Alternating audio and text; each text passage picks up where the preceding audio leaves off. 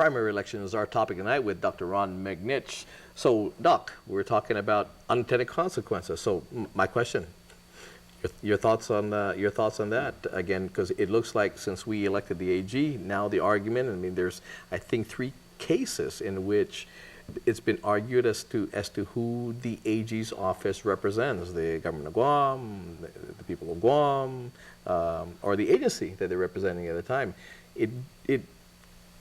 I don't remember having that as an issue when that was an appointed position. Right. Am I correct in that? Absolutely correct. Because the AG, while he was a political actor, he did not have to be a politician. So in this current context, the AG has to make the legislature happy, he has to make the people happy, he has to make the governor happy, he has to do all these make all these constituencies happy, and it's hard to do. And even today, we had a court case where the AG's arguing, the AG's office is arguing that not everyone on Guam can vote in a certain way. In general, what should have happened, and by the way, there's a no-win scenario here for the AG. He can't win. Yeah. Because if they prevail, if they win the case, you end up making people mad.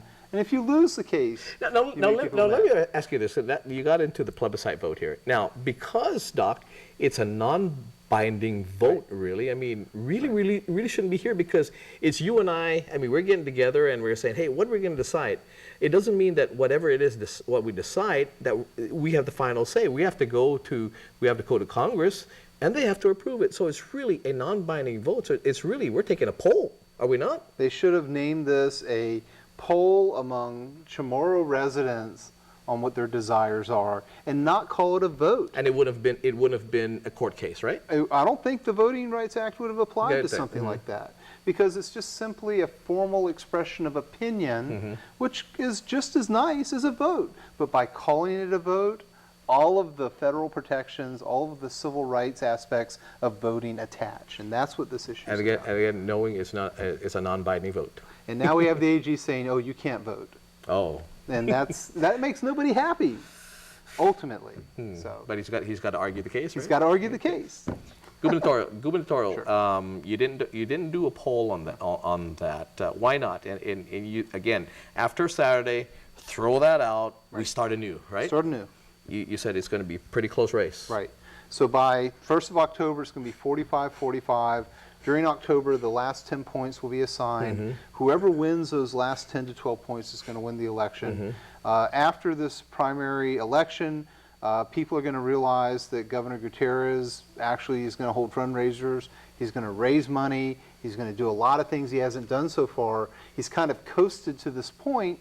And actually, it's a conservation of energy factor. That is, there was no reason to expend effort and expend energy up to this point. It's a very unique kind of approach because people are used to these long, drawn-out, drama-like election cycles, and this is a very... Well, up to now, it's been a very boring election, really. It's been a very boring. So are you saying come November, come the general election, this will be like the first Rocky, where Rocky Balboa and Apollo Creed, and they're both laying and going, and you know who won, but by the looks, you don't know who won. Is that what you're saying, Doc? I think we're looking at probably maybe the 2010 scenario again. Okay. Like it was 4 years ago. Just a close, tight race. Who knows what's going to happen? Sure. And I think anybody who thinks they know what's going to happen is probably, not probably reflecting reality because it's so hard to tell what's going to happen, and a lot of things can happen. But one thing that will happen is people are going to talk a lot, people are going to debate a lot, people are going to look into the current governor, people are going to look into Governor Gutierrez, and they're going to think about all these things. And that's very healthy for our community. Now, UOG, you normally have gubernatorial debates. You guys are going to be hosting that again this year? Hopefully, great debate. October 30th, we'll have a wonderful, fun event, and we're planning that right now. And we got to get the final word from both parties that they're going to do it. We're pretty sure they're going to do it. It'll be a wonderful event in the field house. And, we have a great community here on Guam. People love politics.